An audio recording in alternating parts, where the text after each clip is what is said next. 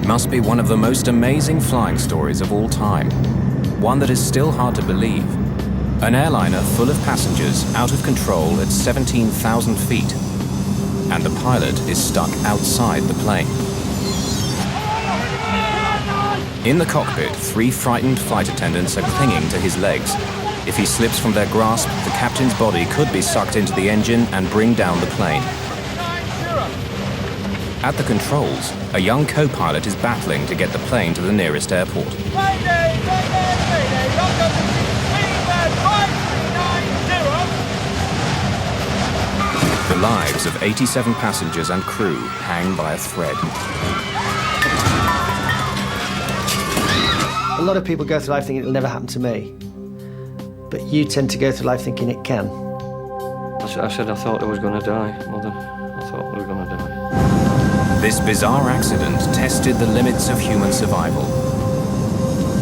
And the investigation that followed not only exposed the mistakes behind it, but led to new ways of preventing them.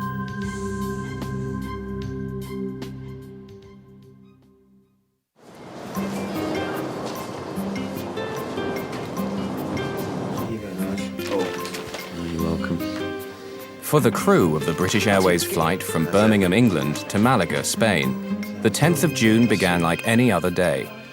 Old friends about to do a job they loved. Yeah, God, I can't remember that though. Yeah, but I'm not doing it when I go. Stewards Nigel Ogden and Simon Rogers, along with stewardess Sue Prince, had worked together on and off for years.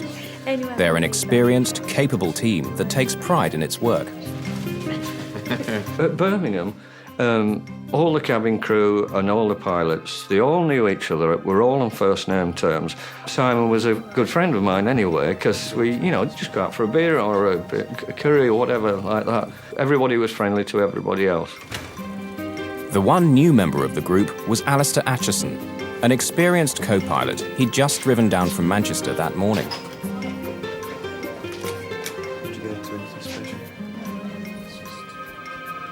Morning, Alistair. Come on in. Tim Lancaster is captain. He's been a commercial pilot for 21 years. Well, we've got to get started, eh? Chief Steward John Heward arrives to give the crew their final briefing. Morning, everyone. Morning. Right. Is that the first officer? Yeah, just down from Manchester. Nice to see a new face.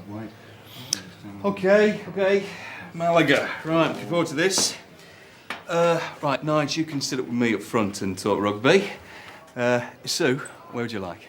over the wing. Okay, so, Simon, you're at the rear. All right, now, just a few safety questions. Nigel.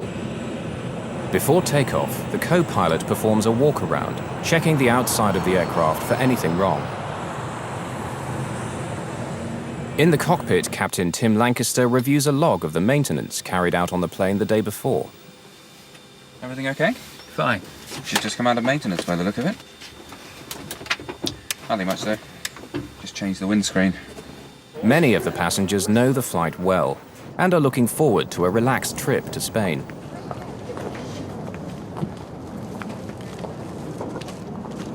I was going to catch a plane from Birmingham to Malaga to meet my mum. My sister and I were joining her there for a week's holiday, a girls' week.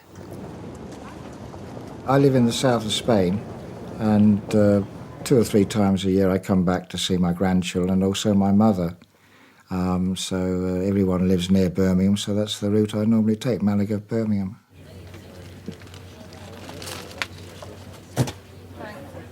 These unsuspecting passengers and crew were about to begin an adventure of a lifetime. Seem to have made yourself comfortable. Too right.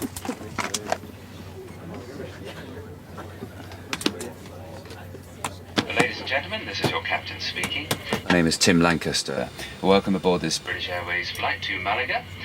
Unfortunately, He seemed laid back and quite jovial, really. You know, sort of well, it's a lovely day in Malaga, blue skies, sunshine. Sit back and enjoy the flight. Sunny, and we still expect to get you there on time.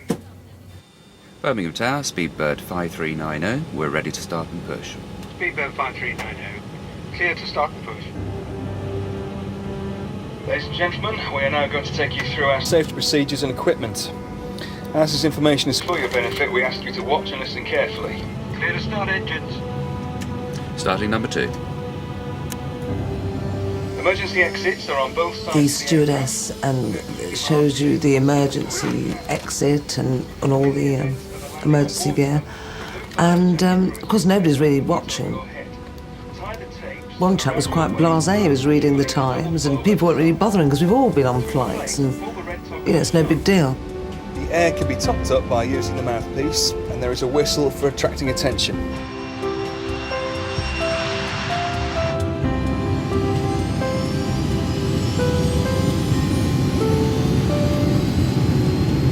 knots.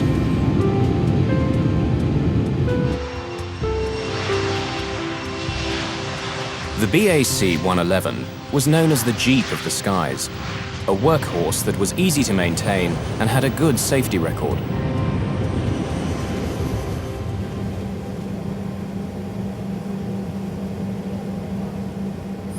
At 43 tons, this pressurized hull is carrying 81 passengers and 6 crew, and is now climbing to 23,000 feet. In just over 2 hours, they should be in Spain. Only a catastrophic accident could bring this plane out of the skies. Alistair? I can see my house from here. 2 minutes into the climb, the pilots switch on the autopilot. Tim Lancaster takes off his shoulder straps and relaxes into the flight. Now I went into the flight deck to ask Tim and Alistair what they would like to drink. You gentlemen like a tea? Please, the usual. Milk, 1 sugar, please. And I said, your breakfast's on. It'll only be a few minutes. Now, almost 13 minutes after takeoff, and at 17,300 feet, they're just 5,000 feet from their assigned altitude. But then, in a split second, everything changes.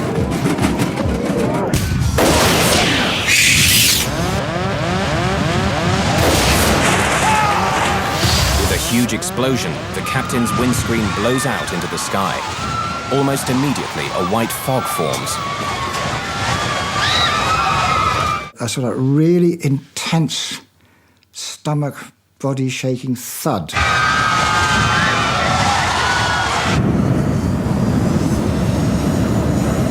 We were just diving, really.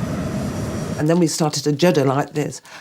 And I was a bit stunned. I thought, what? I thought, oh God, it's a bomb.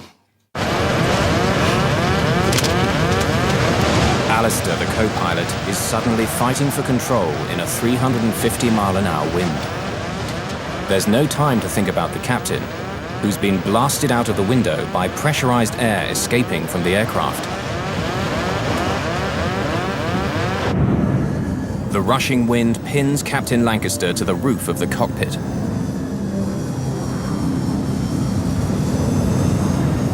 Inside, his legs have jammed the control column forward, disconnecting the autopilot and pushing the plane down into a dive.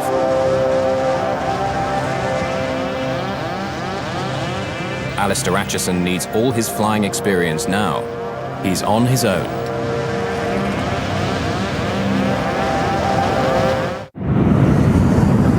The captain's body is pinned to the outside of the jet as it hurtles down from 17,000 feet. The throttles are jammed forward, increasing the speed to nearly 400 miles an hour. Co-pilot Alistair Acheson has to take command. While he fights to bring the plane under control, steward Nigel Ogden can see his captain is being sucked out of the aircraft.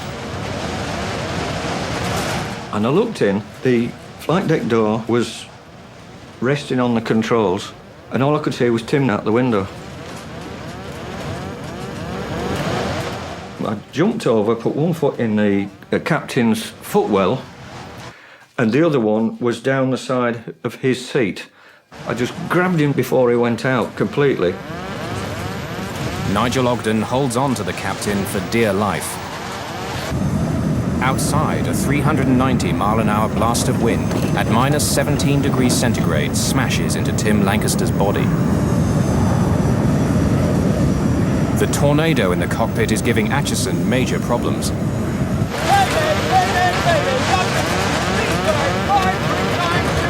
Air traffic control can hear his cries for help, but the storm rushing through the cockpit drowns out their replies.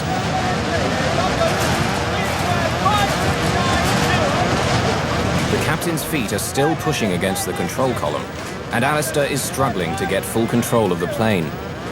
He's now diving through some of the busiest air lanes in the world, with the added danger of a mid-air collision.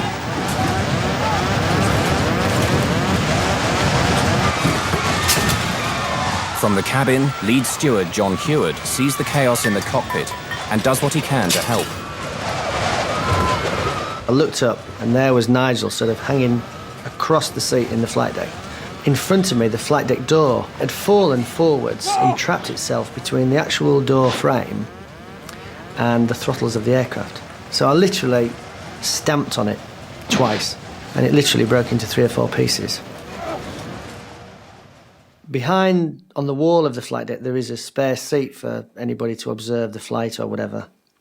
And I thought, well, if I put my arm through the seatbelt there, I can grab both of them, and at least we've got some sort of anchor point inside the aircraft. Alistair, who's never flown with this crew before, has to leave them to their own devices and focus on getting the plane to safety. He now has control of the throttles. John and Nigel have wrenched the captain's feet away from the control column. But instead of slowing down, Acheson decides to continue the rapid descent. It will quickly take him out of the way of any other air traffic and take him to a lower altitude where oxygen equipment won't be needed. Staying too long at a high altitude risks oxygen starvation, and this older aircraft is not fully equipped with oxygen for all the passengers on board. The airspeed indicator goes into the red.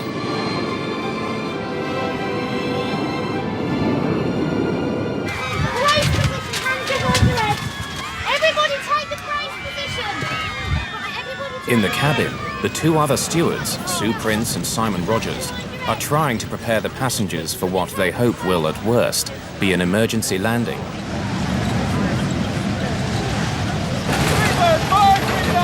Mayday, Mayday, Mayday! Emergency depressurization on! They've dived to 11,000 feet in just 2.5 minutes. But as they level out and slow down to 170 miles per hour, the captain's body is no longer pinned to the roof and slides round to the side of the plane. Flight level 100. Radar heading 195. Working his way from the back of the cabin, steward Simon Rogers now catches sight of the chaos in the cockpit for the first time.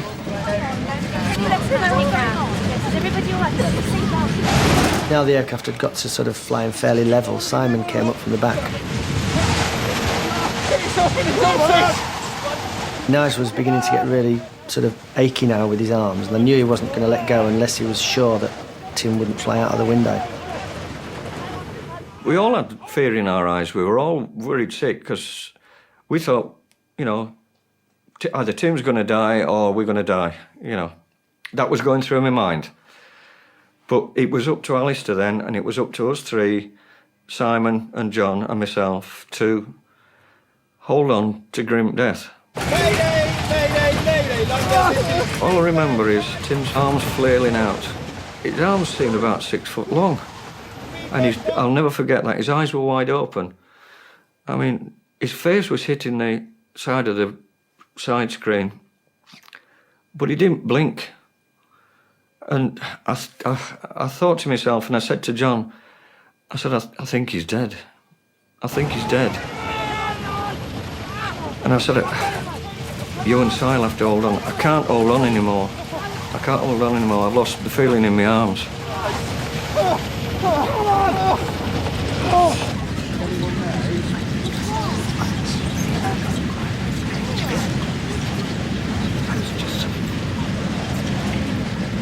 We decided to put Simon. I said to Simon, you sit in that jump seat and fasten yourself in.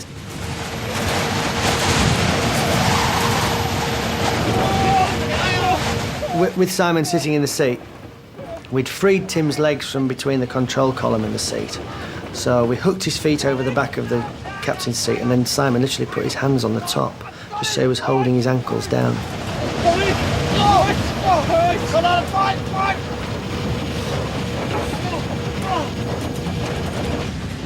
Hey, look, what's going on? We're gonna be all right. But I think the captain's dead. Well, I couldn't believe it because he just told us what a lovely day it was. You know, blue skies, sunshine, relax and enjoy the flight. And then next minute, he's dead. Simon and Alistair now face one of their most difficult decisions: what to do with the lifeless body of the captain. No words are said, but for a moment the thought passes between them that the best thing would simply be to let it go.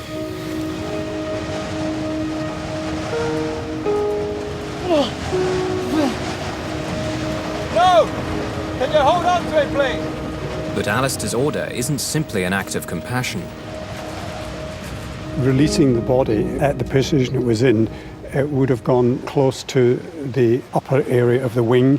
It could have damaged the leading edge of the wing. Had it gone over the wing, it could very well have gone into the engine. Quite a lot of damage could have been caused by the release of the body. So I think it was a very sensible decision to try and keep him where he was. Alistair has managed to get down to 11,000 feet. Without the captain to help, he's operating the plane's systems from memory and shepherding it around Heathrow, some of the most congested airspace in the world. 7 minutes out of contact with the ground, he's able to hear the voice of air traffic control for the first time. Requesting radar assistance onto the nearest airfield, please. Speedbird 5390, roger. Can you accept landing at Southampton? Speedbird 5390, I am familiar with Gatwick. Would appreciate Gatwick. Alistair wants to land at Gatwick Airport as he's flown there many times before. But Southampton is nearer, and even though he's never flown there before, he knows he has to get down fast. And I am on 150 knots. Requesting radar assistance into Southampton. When you go into an airport that you're not used to, you normally have charts, let-down plates, that kind of thing that you can read up on and learn something of the airport you're going to. But he knew nothing of Southampton. He hadn't been there. He had no charts because everything had gone out the window. There was no let-down plates to look at the approach and so on. All the maps and charts blew out of the window with the captain, and only the air traffic controller can guide Acheson. He turns towards Southampton.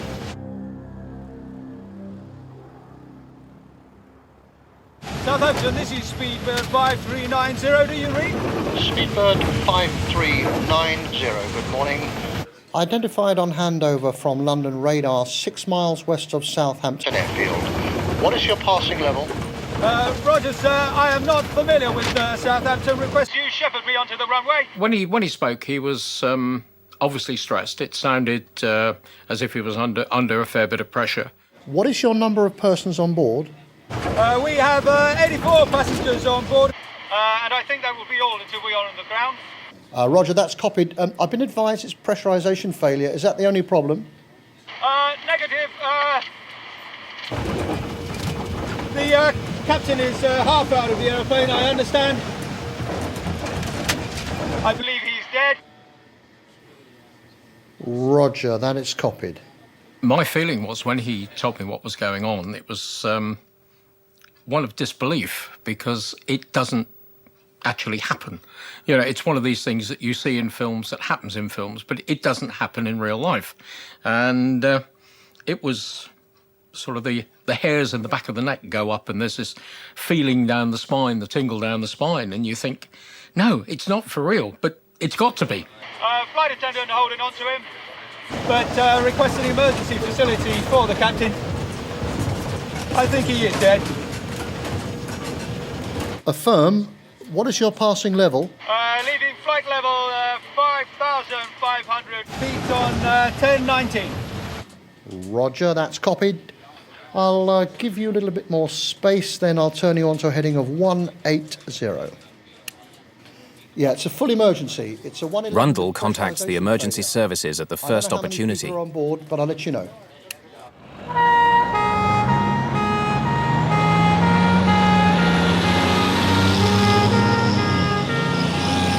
Could you confirm that the length of runway at Southampton is acceptable for 111? Yes, it is acceptable For a 111, and I'll give you the figures shortly. As long as we have at least 2,500 metres, I am happy. I'm afraid we don't have 2,500 metres. Neither do Bournemouth. We have a maximum of 1,800 metres.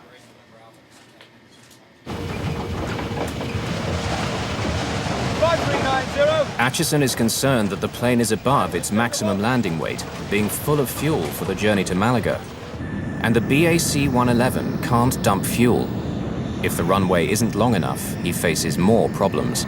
Whether the aircraft could actually stop on the runway, or whether the tyres would burst, or whether he would go off the end of the runway. That's obviously what he was worried about when asking for 2,200 metres. 5390. Thank you very much. We are 3 greens and flaps 45. So we are set for approach, but make it please very gentle. Yes, I will indeed. You are number 1 traffic. If you think about it, all the airline pilot training is done with 2 pilots, both compartmentalists in the cockpit, one flying the aeroplane and the other one doing all the emergency drills. So what you actually had was the captain hanging out the window, at least one person hanging onto his legs, and Alistair flying the aeroplane with nobody else to talk to. Speedbird of 5390. It's 9 miles from touchdown. You're clear to land. Wind indicates 020 degrees at 14 knots. Descend to height to 15400 feet. QFE is 1017. Roger, sir. Descending to 1,500 feet. Talk me down all the way. I need all the help I can get. Roger, you'll be able to stop the aircraft on the runway and evacuate the aircraft on the runway. He must have been about 6 or 7 miles from touchdown. And obviously at that point I kept talking until he was happy he could see the runway and was happy to continue looking out the window and land the aeroplane. At the point he said he was visual with the runway, I effectively stopped talking.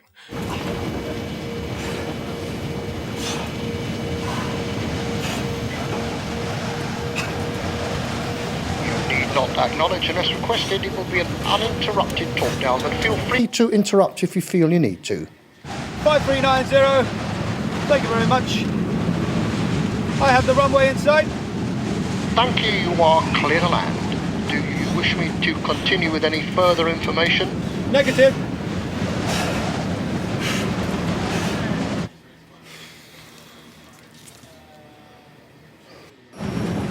"32 minutes after takeoff, with 81 terrified passengers, a nearly full fuel tank, and the captain blasted out of the window, Alistair Atchison attempts the most difficult landing of his career.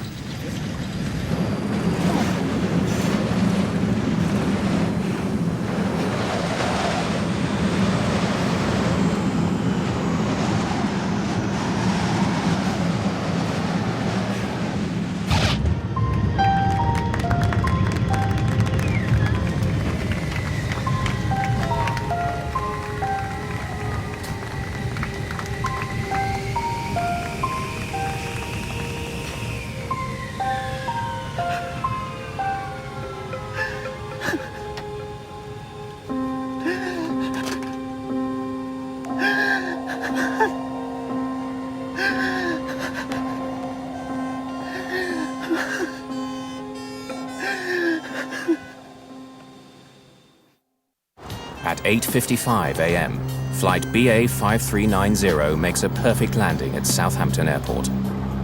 Immediately, emergency vehicles surround the plane. Firefighters remove the body of the captain and lead the passengers and crew away.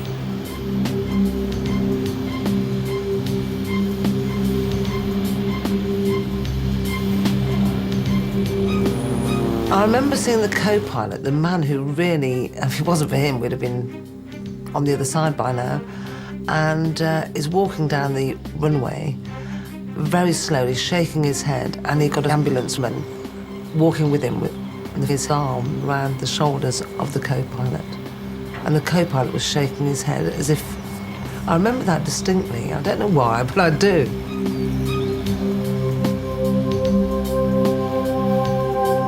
Alistair Atchison has carried out a remarkable piece of flying, almost unprecedented in aviation history. He has had to pilot his plane without his captain, who has undergone physical stresses that nobody could have been expected to survive.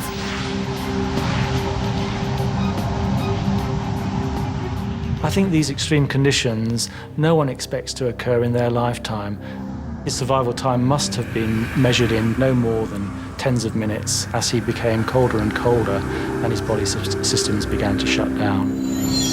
Tim Lancaster's body was subjected to a two-pronged assault.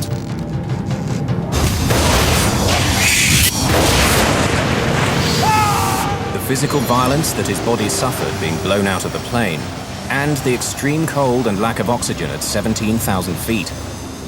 Every 1,000 feet of altitude causes the temperature to drop by 2 degrees centigrade. So the temperature on the outside of the plane would have been around minus 17 degrees centigrade. The extreme wind chill also meant his body was losing heat very rapidly. He would have lapsed into semi-consciousness and then unconsciousness, and as the temperature, his core body temperature fell, he would have finally died as a result of the excessive cold in that environment. Despite the trauma that Captain Lancaster's body suffered, there was one final twist to his story.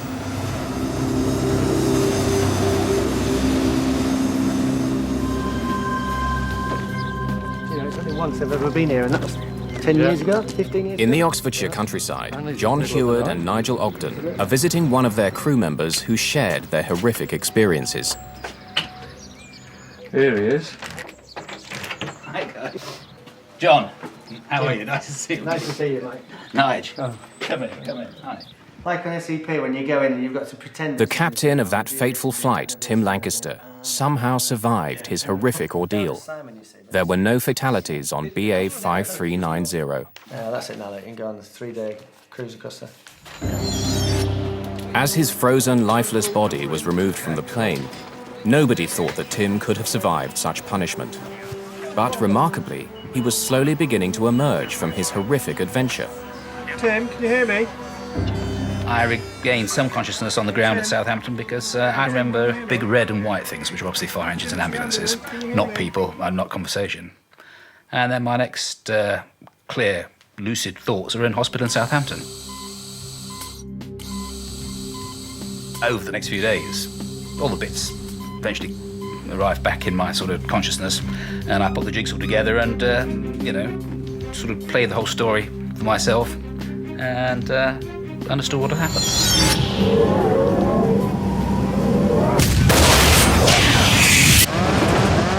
There was a big bang, a noise of all the air escaping, but I remember watching the windscreen move away from the aircraft, and then it had gone like a bullet. It disappeared into the distance. And I think there was an even bigger bang, or there was an even bigger bang. And I was very conscious of going upwards. And, the whole thing became completely surreal then, as it would. And I was aware of being outside of the airplane, but that really didn't bother me a great deal. What I remember most clearly is the fact I couldn't breathe because I was facing into the airflow. And I turned it round and actually turned my body round. I was sort of looking back along the top of the aircraft at that stage, and I could breathe then. And yes, I remember that. I can remember seeing the tail of the aircraft. I can remember the engines going round. And then I don't remember much more. Memory stopped at that point. I went down there last year, but they've changed the airport totally now. I'm glad I did hold on, because Tim was alive. I mean, he's a very strong man. He must have been. To survive that, I wouldn't have been able to survive it.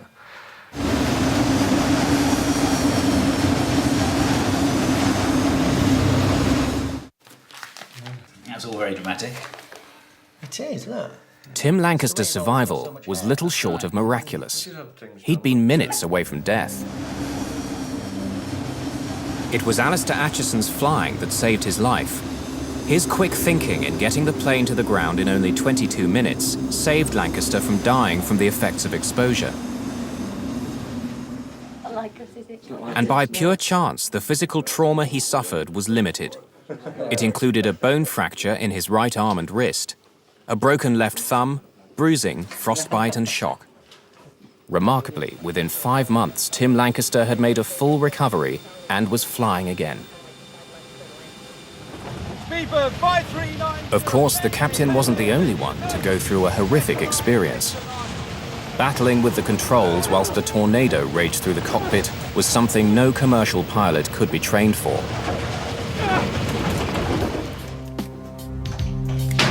If it goes uncomfortable at all, just let me know. The few pilots who are able to understand the experience of Acheson and his crew include these young Royal Air Force trainees. Officer Shapley, seat 7.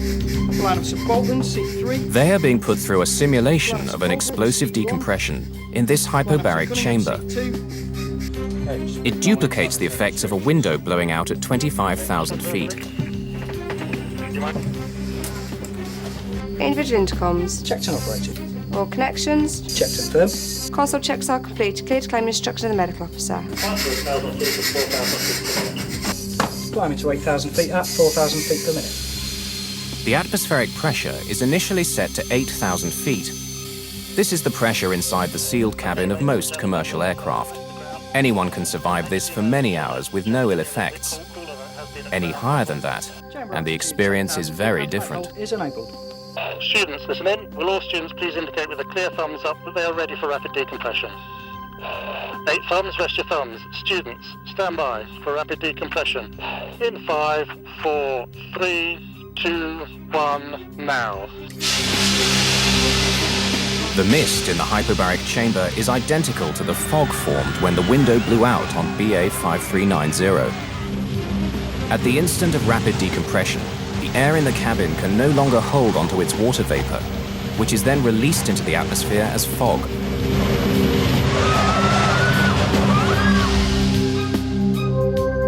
Chamber altitude is stable at 25,000 feet. High hold is enabled. Cross vent is on and you're clear to commence hypoxia training. Good, well done. Good, we'll commence hypoxia training on students 7 and 8. Confirm 7 and 8. Once the fog clears, then the lack of oxygen at that height begins to tell. Toggle up. Okay, let's put you out your misery. Start copying these shapes in the right-hand bar, Jen. Without oxygen, at first we begin to see a reduction in their reaction speed, and we see personality changes, much like someone experiences when intoxicated with alcohol. So we see that some students become euphoric, some students become quite subdued, and some students begin to develop forgetfulness. Have a look at the ugliness of your colleagues' faces, see if they get any prettier whilst you're becoming hypoxic, and carry on with the We see increasingly impaired performance in our students. Thinking is slowed and their reaction speed becomes increasingly slowed until they begin to develop sort of lapses of concentration, falling into unconsciousness, and finally death if their oxygen supply is not re-established. Indicating that the blood is no longer carrying as much oxygen as it was. This is all about you experiencing your personal symptoms and having others observe the symptoms in you.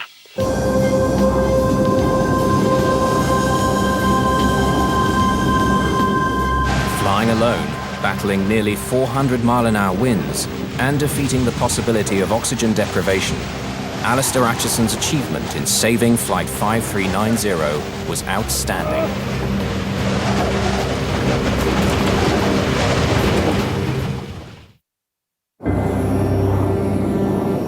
Even as the crisis was unfolding, accident investigators were rushing to Southampton to find an explanation.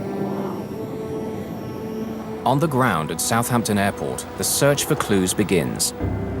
Initial investigation shows no distortion to the frame of the windscreen, so this rules out a problem with the structure. The fact that there are no shards of glass also discounts a bird strike.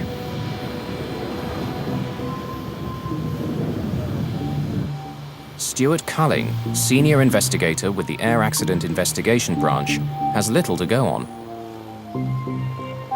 Windscreen was missing, there was a certain amount of blood around, there was some minor dents and scrapes on the fuselage, as you'd expect if the window had gone past, and really that was about it, apart from a lot of paper scattered around inside.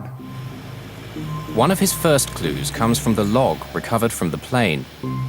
He knows the plane had been serviced just the day before, and that a windscreen had been replaced. He immediately pays a visit to the British Airways maintenance hangar at Birmingham. I wanted to find out exactly what had happened to the aircraft before it took off. and I'd arranged that I should talk to the shift maintenance manager who fitted the window.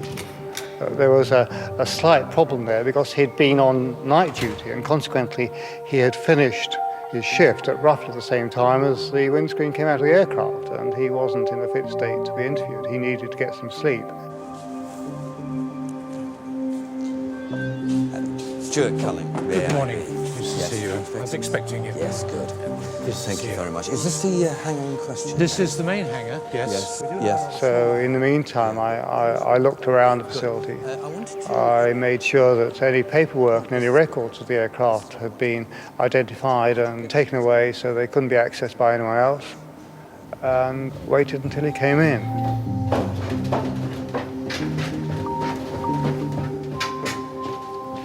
Hello, I'm from the AIIB.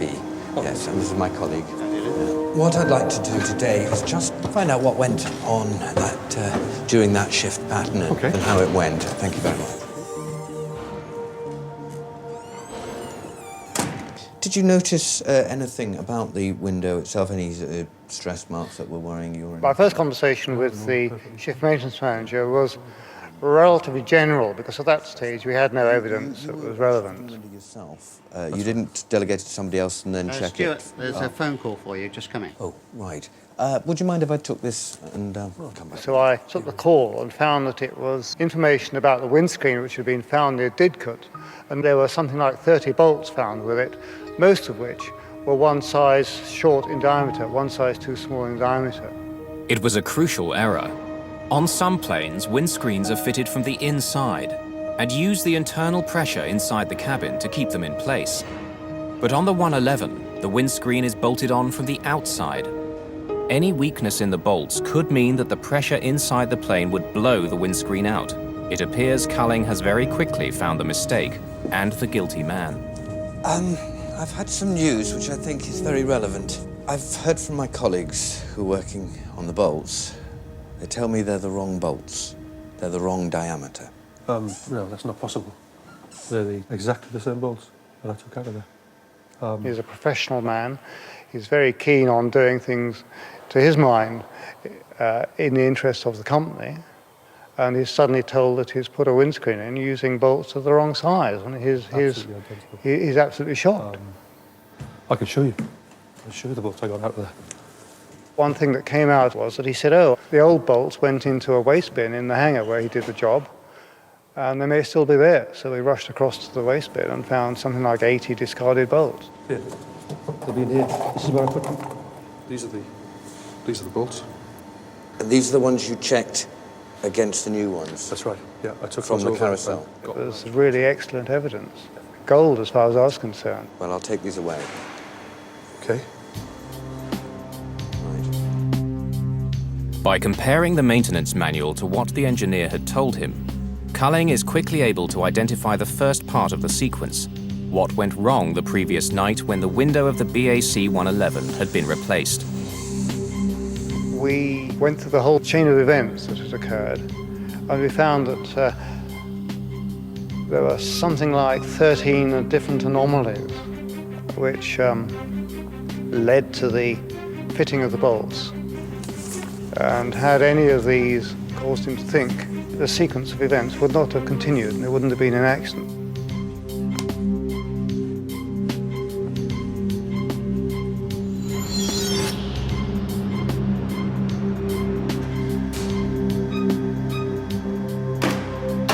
The engineer had come early into his shift, and at about 4 a.m. had gone to work removing the old windscreen from the plane. The hangar was full, and the plane had been pushed against the hangar door, which made the windscreen hard to reach. Stretched across the fuselage, he had problems controlling his screwdriver. The windscreen that he had taken out had itself been fitted with the wrong length bolts, but they were still strong enough to hold the screen in, and it survived without a hitch for 4 years. But he was a conscientious engineer, and he decided that he would replace the old bolts with new ones when he installed the new screen. He chose not to go to the parts catalogue and look up the exact bolts he needed. Instead, he went straight to the parts store. Good morning. Morning. There, he matched by eye new bolts with the ones he had taken out of the screen.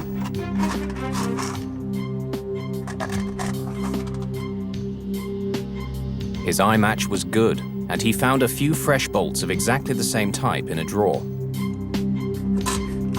What I'm after is I need 97 Ds. I'm just doing a windscreen on a 111 over there, and I need some new bolts. 8 Ds on a 111? Well, no, these are 7s. This is a 7. I've just taken it out. We haven't got any 7s anyway. OK. Right, The store manager knew which bolts the engineer should have been looking for, but the engineer chose to ignore his advice. Instead, he drove to the other side of the airport to find a match for his bolts. It was now about 5:15 a.m., and in a dark corner of the hangar, he continued to search for new bolts identical to the ones he'd taken out of the plane. But in the gloom, his luck finally ran out. He thought they matched, but they didn't.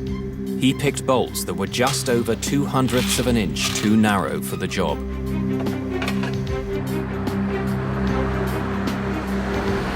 Returning to the 111, he stretched over the plane and began fitting these new bolts. Working at an angle, he couldn't see that the new bolts didn't fit correctly.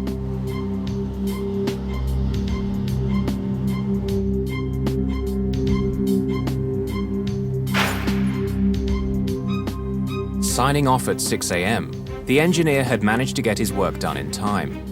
The plane was now ready to be handed over to Captain Lancaster and his crew. In fact, it was a disaster waiting to happen.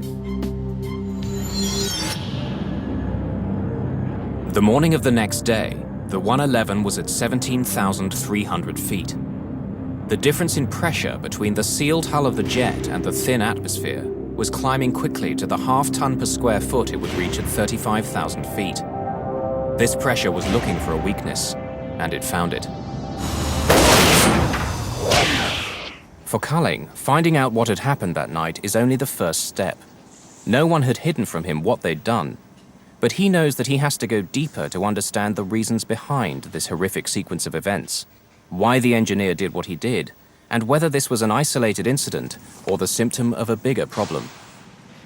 Accident investigation, certainly on aircraft, comprises two parts. The first part is what's happened, and that's usually relatively the easy bit.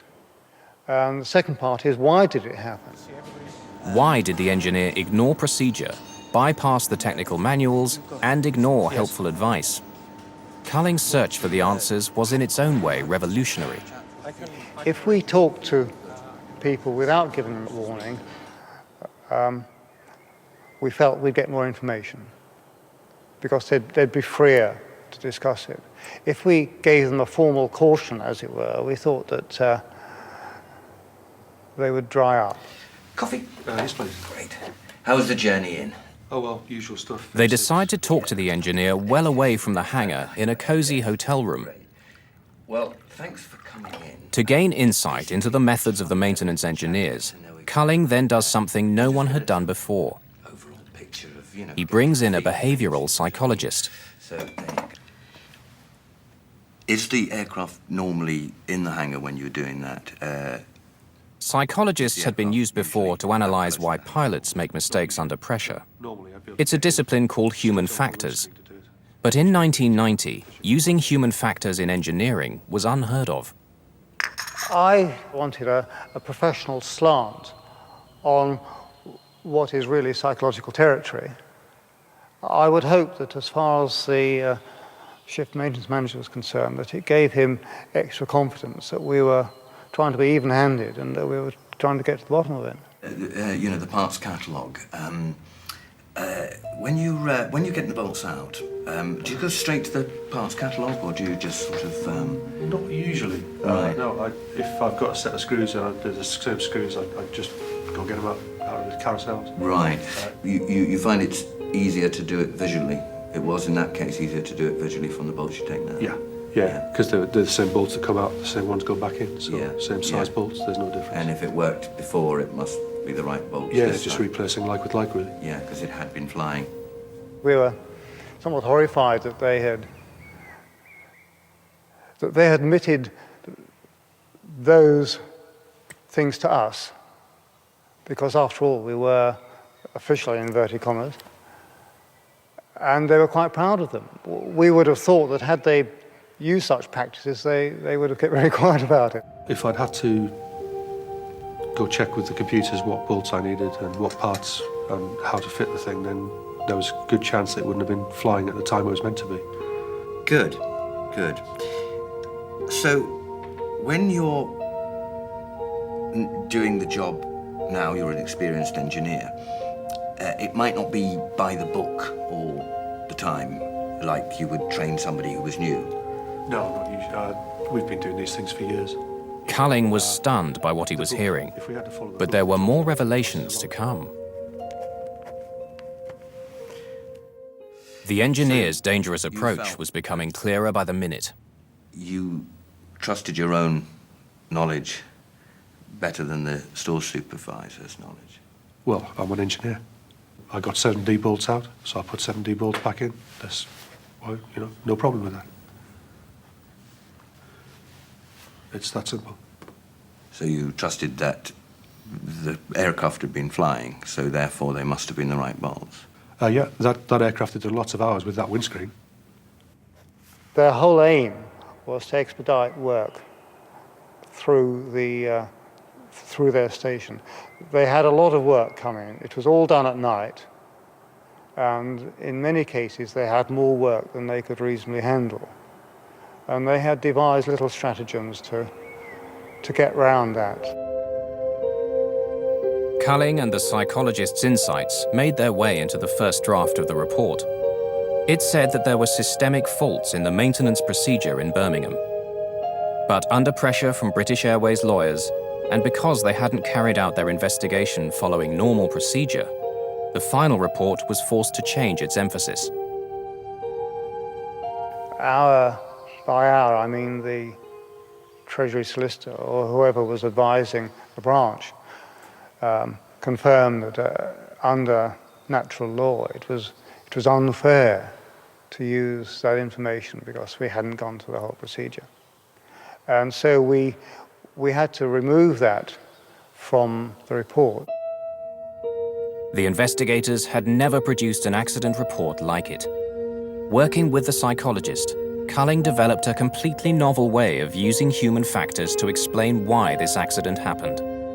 They uncovered pressures in the hangar that caused an otherwise proficient engineer to make potentially lethal mistakes whilst being certain he was doing the right thing. This psychological approach took air accident prevention to a new level. Through the sheer skill of the crew of BA 5390, as well as a small measure of luck, 87 people are now still alive. As a consequence of this investigation, others may never have to go through the same ordeal. In the aftermath of the accident, the crew were treated as heroes. They received numerous awards, and Alistair Acheson received the coveted gold medal for airmanship. Their colleagues also showed what they felt. One of the most moving things was to go back to Birmingham. As we walked into the airport, the whole of the airport stopped. And all the ground staff and all the check-in girls and all that just stood and applauded as we walked through the building, and it was really quite, moving at the time. You sort of wanted to get out of the way so that you could sort of, I don't really want to do this. It's like walking up the red carpet sort of thing. Their colleagues were applauding a team which had demonstrated the highest form of professionalism at every level. A cabin crew which worked as a team in extraordinary circumstances, and the co-pilot, an outsider who took control and worked alone to bring them all safely down to earth. Each of the crew dealt with their experience in different ways. Tim Lancaster began flying again with BA just 5 months after the accident. He's retired from BA, but loves flying so much he's now with another airline. You cannot say that, she'll shoot you. It was a special day the first day I flew. I decided, that was what I was going to do. I was going to make an effort to go back to work and get better. So having made the decision, the rest was easy. For Nigel, the man who ran to Tim's aid and held on to him for dear life, the impact of that day was far more profound. I think about it every day. And that is the truth. I think about it every single day. In one form or another, yeah. Every single day. it'll affect me till the end of my days. Nigel, along with Simon and Sue, no longer fly. But John Heward is still with British Airways as a chief steward. But even he isn't free of the memories of that day. They were bringing in another British aerospace aeroplane to where I worked in Birmingham, and unfortunately that window was fitted from the outside, and the layout of the cabin was identical. And when I sat on it, it all came back to you. But for that reason, I've gone back to work at Heathrow and fly long-haul flights again, because those aeroplanes have got no resemblance to the 111 at all. Alistair Acheson, who is still flying for British Airways, chose not to take part in this film. For each of the crew, the experience will stay with them in different ways. But common to them all is that on that day, their numbers did not come up. Tim explained it very well, actually. And he said our names were on the page, but we weren't at the top. And I think that was, probably true.